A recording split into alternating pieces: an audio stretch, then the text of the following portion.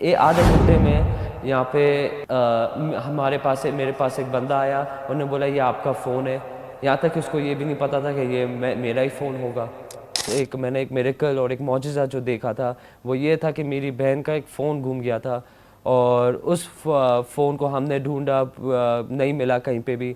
लेकिन हमने फिर बोला हज़रत अब्बास हम आपके ज़ाहिरीन हैं और आपके पास आए हैं आपके मेहमान बन के, और ये फ़ोन भी चला गया यहाँ पे।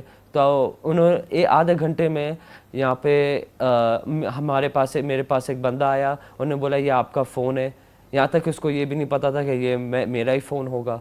हम अमेरिका, कनाडा, दूसरी जगहों में जाके टीच करें और लोगों को बताए कि ये जगह ऐसा नहीं है कि सिर्फ लोग यहाँ पे बस जंजीर का मातम करते हैं, यहाँ पे बस यही मातम की जगह नहीं।